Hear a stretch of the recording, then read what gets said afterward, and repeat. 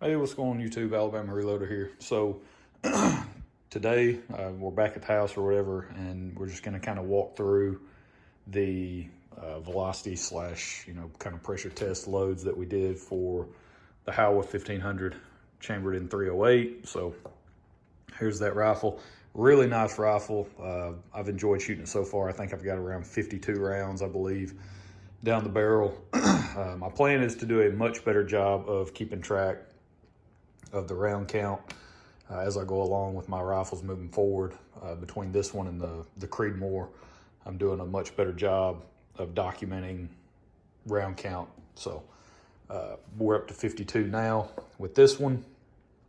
And, I wanted to, I think Todd might have been the one down in the comments that asked for the actual velocities on the last video. So I just wanted to sort of walk through what those were, and then also kind of explain what I was talking about on the range where I ran into an extremely hard sort of bolt lift at 43.2 grains. So this was the 11 shots that I made, because initially what had happened, I loaded up 10 rounds. I was going to do my velocity and sort of pressure test loads there. I loaded up 10 rounds, and I was using the Lee second edition reloading manual that they put out, which is a really good manual. It's got a ton of information in it. They basically pull load data from multiple sources and kind of condense it all down into one place, which is really nice. So if you could just have one manual, I would definitely look at that one as a good starting place. Well, with the 175 grain jacketed bullet, which is what, we're using the Barnes 175 grain match burners, with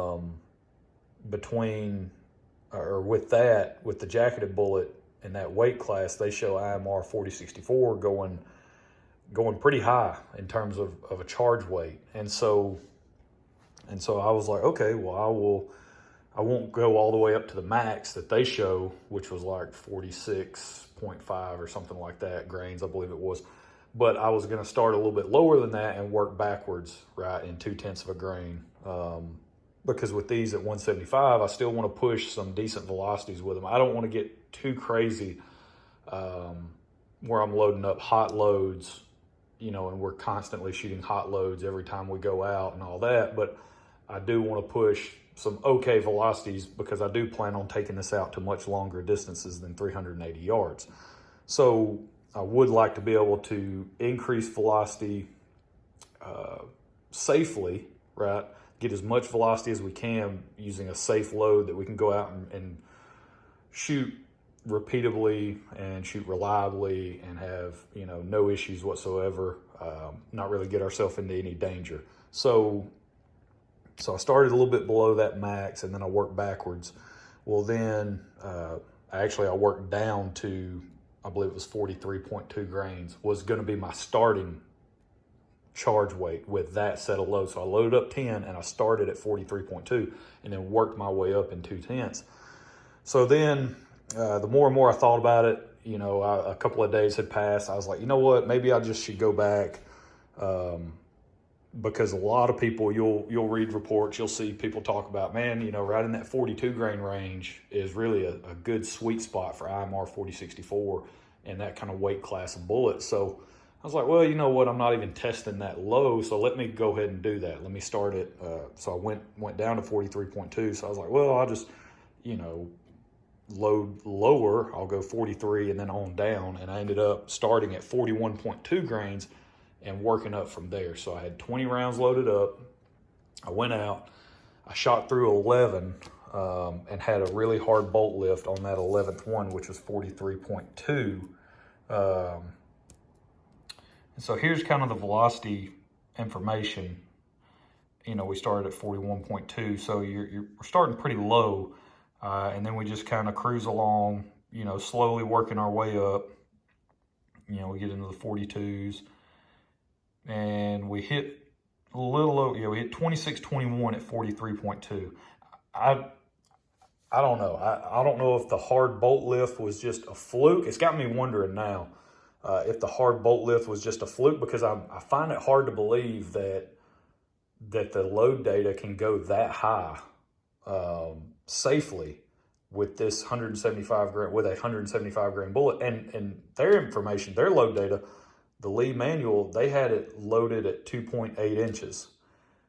And that's what I was talking to my brother about. And I'm like, man, good night. I don't know how they crammed that much powder into the case and was able to seat the bullet at 2.8 inches. I was loading mine at 2.9. And on the top end, I had to make adjustments on the seating die because we were compressed. I was compressed so much. So, you know, my overall length was growing because of the compression. And so I'm loading 100 thousandths longer than what they were calling in the manual. So I don't know. And I'm not going to even get into, which probably, you know, a lot of people are going to be like, why not? But I'm not going to get into the habit of measuring case capacity. I know that was another thing that was mentioned, that was said, hey, you know, measure it with water and all that, determine all that. To be honest with you, I'm just really not that into it. Like, I'm not that deep off into it to where I really care a whole lot. It's just, I would like some feedback and maybe some opinions on, you know, what do y'all think? Have you run 175 grain bullets beyond 43.2 grains of IMR 4064? I would imagine with as many people that subscribe to this channel and many people that might watch this particular video, surely somebody has run some, you know, much higher charge weights than that in their 308 with 175 grain bullets. So really, that's just what I want to know. Like, where did you start to hit pressures? I know it's different for all the variables come into play when you start talking about pressures, you know, as far as the brass, the rifle, you name it, the whole nine, everything comes into play. But I am curious because now I'm going back and forth on whether or not I want to pull these or if I want to continue to push past that 43.2, because the primer craters, the primer craters started pretty low, actually. I think that's just something that's going to happen with the small rifle primer brass that I'm using. I think we're just going to be cratering primers. You know, we were cratering primers not long into these 10 rounds, or these 11 rounds that I shot. So, and you know, our velocities are extremely low. So I think that's just going to be what we experience shooting this rifle with the small rifle primer brass and all that. I think we're just going to be, you know, living with cratered primers. So I'm not necessarily sure that we've really hit true pressures, I don't know how I want to word that. I'm not really sure that we hit pressures that I should be extremely concerned about, right? I guess that's one way to put it. And I really want to know, I want y'all's opinion on what do you think, you know, should I push a little bit beyond? I don't know. I find it very difficult to believe that they were able to get that high of a charge weight with that cartridge overall length. If I'm already possibly seeing pressure this low in the charge weight. So I don't know. What do you guys think? Y'all let me know. But here are the velocities. And I wanted to go back after that.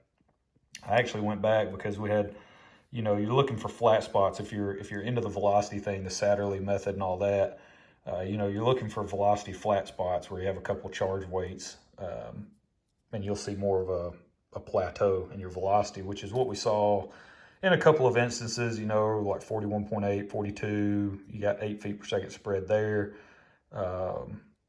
And then you go up to 42.6, 42.8, you know, it's almost identical charge or almost identical velocities. So I wanted to go back, and I even put in my notes, you know, need to explore 42.6 and 42.8, need to explore that range. So I went back and loaded up some 3-shot groups, and this is me going back to the range and exploring that range of powder charge weights, 42.5 up to 42.8. And if you'll notice, if I can get the camera, yep. So if you'll notice you've got a slight decline in your point of impact, right? Point of aim, point of impact. So it looks like even though we had decent, or we had that velocity flat spot, this is definitely something that you want to try to stay away from, is where you start to have a point of impact shift, right? Ideally, you would have a very consistent point of impact, point of aim, point of impact, and you wouldn't see this type of change in such a short amount of charge weight variation. So, because again, if you're loading on something like an RCBS Chargemaster, 1500 or whatever it is, and you've got a plus or minus tenth of a grain accuracy, well, you could load up one that's 42.7, and then the next one it'll throw, you could be trying to load 42.6. Well, you could get 42.7 on one, you could get 42.5 on another. That's your plus or minus. There's your tolerance. There's your window that thing is capable of performing at. So, you don't necessarily want that, because that's what you're looking at in terms of on target performance. So, we're going to go back and we're going to continue to explore. That's the thing. That's why I want to kind of go beyond this. This is why I'm a little, I don't know, I'm a little curious as to what you guys think. Should we continue to push? What are your thoughts? What are your experiences? Have you loaded beyond 43 grains using a 175 grain bullet and had, issues, no issues? What do you think? I don't know. I just really love to hear y'all's feedback and opinion. I've loaded 308 before in the past, but it's almost always been exclusively for hunting purposes. So I've never really gone down the path of loading up, trying to load match bullets and all that, and really dial in just the tightest possible load that I could. Most of the time it's been for hunting purposes. So sub MOA, we can get under an inch at 100 yards.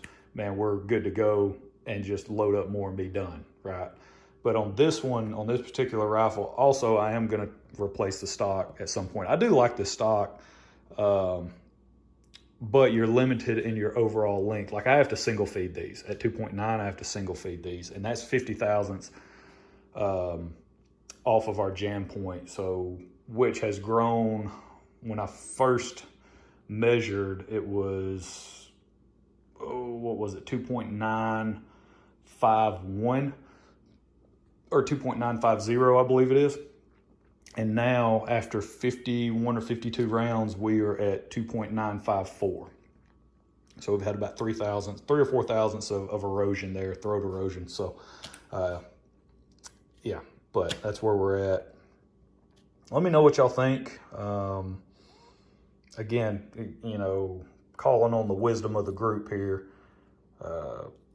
Just provide some insight, personal experience. What have y'all experienced in the past? I'd love to hear it, and hopefully that'll help guide us on what we're going to do. I've still got those other 9 rounds loaded up, from 43.4 on up. I've still got them loaded up. I haven't pulled the bullets yet. I guess I'm going to wait to hear back and then make a decision. I may pull the, more toward the top end and maybe shoot up to 44 or something. I don't know. I would like to know where that velocity will take us. So we were at 26.21 with 43.2. I would like to know what we'd be able to push this at safely. I don't know. We'll see. But that's where we're going to leave it. These were the velocity / pressure test loads that we loaded up for our Howa 1500. So really enjoying shooting this rifle. I'm looking forward to just the accuracy that we're going to be able to squeeze out of this thing.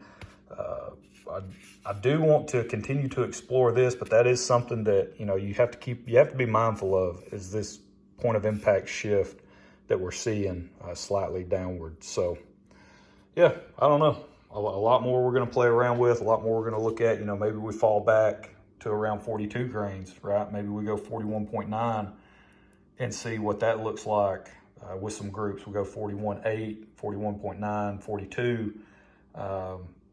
And maybe we see what those 3-shot groups look like, what that point of aim, point of impact looks like. And then also, if everything checks out good there, then we go back, load up some more rounds to get a velocity average, right?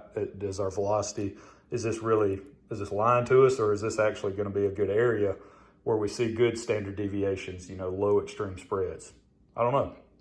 That's the fun of reloading. So, but that's it. That's all. If you guys want to pick up a rifle that shoots as good as this one, you got to head over to Mr. Big Guns in Huntsville or Midway Pistol and Pawn out in Gurley, either one of those 2 places, and they'll hook y'all up. yeah, so we will catch y'all next time. Y'all have a good one.